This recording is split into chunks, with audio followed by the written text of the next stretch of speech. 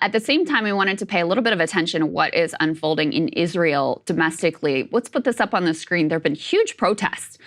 These are images out of Tel Aviv. These are from a few days ago. But these protests have continued and, in fact, are escalating as of today. Huge crowds here for those of you who are just listening. You also see a very aggressive Israeli police response, which once again contrasts. You can see them being shot with water cannons here. Once again, contrasts with the watermelon and cotton candy that is being enjoyed by the protesters who are there at Gaza, blocking aid trucks from going in. Very different treatment here when it comes to protesters who are against the Netanyahu government. There's a mix of issues that has brought people into the streets. Let's go ahead and put this up on the screen. You know, hostage families and their advocates have really been at the center of a lot of the recent protests. You had a press conference from the families of hostages against Netanyahu who said, quote, Netanyahu is working against a hostage deal. His behavior regarding hostages is a crime. We have no choice but to say, we understand that you're the one who's blocking the deal. We'll do whatever it takes to try and end your term as PM. This is a new phase in our battle to bring our kids home. And again, this was from family members of hostages in a press conference. Let's put this next piece up on the screen, some reporting on a 4-day protest in Jerusalem that just launched. That protest movement against the Netanyahu government is expected to face its first significant challenge since the war with Hamas began after leaders called on supporters to converge outside the Knesset in Jerusalem on Sunday for a demonstration to set up a tent city that will remain in place for 4 days. They say members of the protest organization know that the civil awakening of the past few weeks is unlikely to bring down the government in the 6 days remaining before the Knesset spring recess, but a good turnout would allow the movement to begin the summer session on a high note. They hope to channel public anger that returned last week, mainly around the hostage deal or lack thereof, into getting Israelis back on the streets in large numbers for the first time since the war began. Organizers targeted Jerusalem. Tel Aviv is also a compromise, a matter of habit. Families of victims have maintained a tent camp near the Knesset since the start of the war. So you have a combination of upset over the lack of a deal to free the hostages. This goes counter to the narrative that you hear from a lot of American Israel defenders about, hey, you know, just that the war has to continue to free the hostages. Well, these family members of the hostages are saying the exact opposite, that the way to free the hostages, which obviously we've seen as this war has unfolded, is to come to a deal so that there can be a ceasefire and hostages can be released, and Palestinian hostages being held by Israelis can also be released as part of that deal. So we know the only time there was a significant hostage release came as a result of one of these deals. Israel has killed some undetermined number of their own hostages with this onslaught in the Gaza Strip. So you can understand very logically how they came to the conclusion that your war is not rescuing our brothers, sisters, family members, et cetera. It is putting them at further grave risk. Well, one of the family members of the hostages spoke exactly to that. If we can go ahead and play that, please. E8, let's take a listen. There's a lot of pressure coming from the cabinet ministers stating these thoughts, okay? Be quiet. Be quiet, play along. Come with us to these delegations and meet with the UN and put pressure on outside players. But don't say anything to contradict the official governmental line. And the Israeli public is being pumped with together we will win, together we will win. And we're not winning. We're not winning at all. So this charade should stop. We need some international intervention because the way things are going in Israel now, we're jumping straight head down to the abyss. This rhetoric just is part of what drives me so crazy about American politics, is they have more debate in their own country than we do.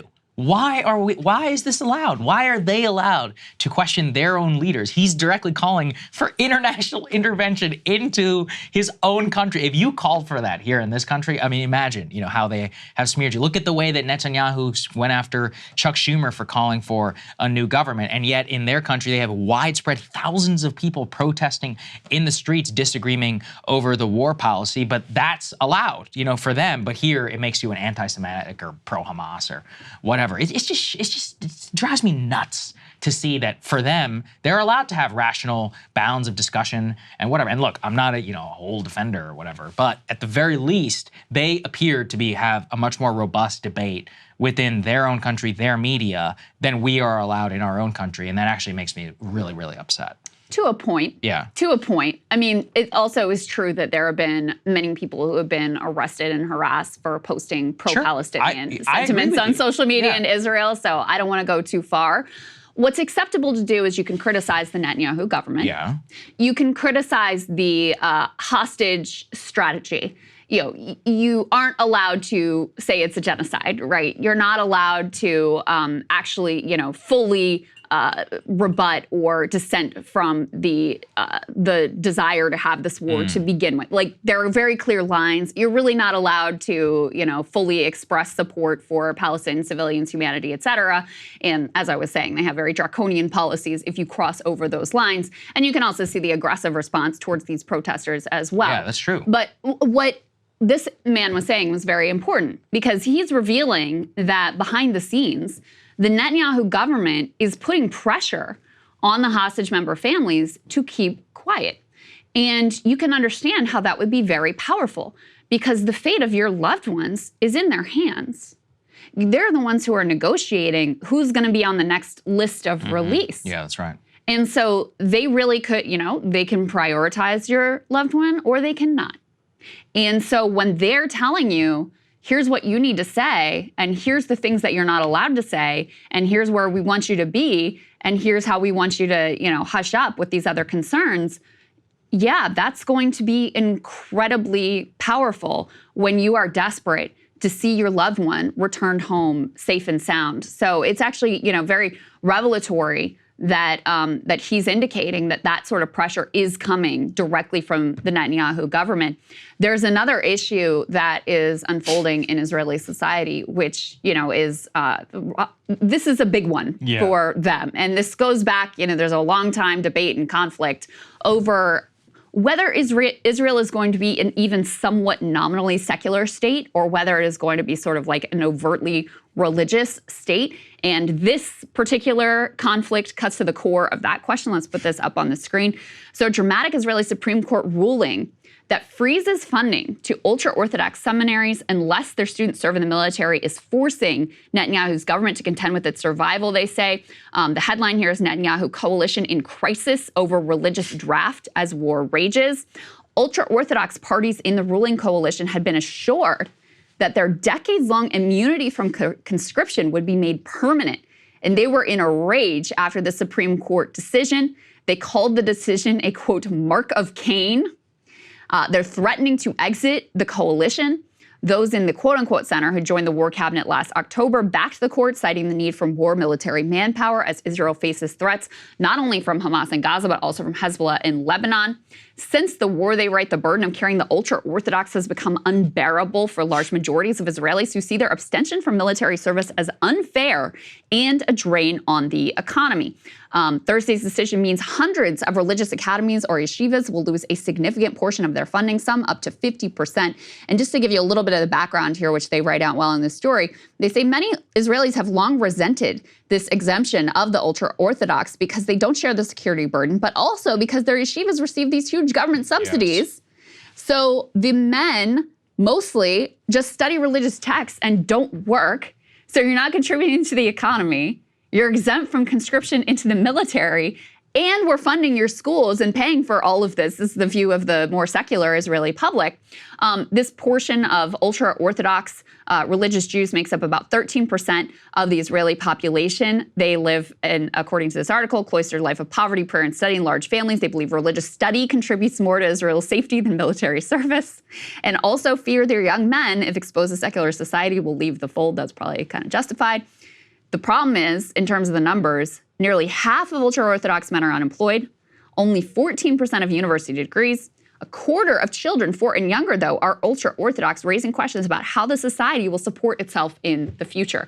So you have this significant and rapidly growing part of Israeli society, which is also becoming increasingly politically powerful, that has been exempt from the draft and had, their whole lifestyle of not working and just studying in their schools funded by the Israeli taxpayer. And that population is growing far faster than other Jewish demographic groups in Israel. So as I said, this is kind of coming to a head. Now, in terms of whether the coalition is actually going to split over this, I find it doubtful, because the thing that would happen if they don't have Netanyahu is you'd end up with someone like Benny Gantz, who is, more secular. He's still hardline when it comes to the war in Gaza. I don't think the policy would be that different under Benny Gantz, although, as we've discussed before, he may be more sympathetic to the hostage families and more aggressive in seeking some sort of a deal there. So it could be significant there, but certainly he's not going to be on their side when it comes to an issue like that. So I think they feel like Netanyahu is probably the lesser of two evils, to use some political phrasing from that we might be familiar with here in America. Yeah, I mean, these people are, the whole situation is nuts, because, Krystal, it's not only that they get their schools funded, they are also the biggest welfare queens on the planet. And they literally get paid by the state in order to study not work. Religion, not work. They don't do anything. And they also have like 10 children.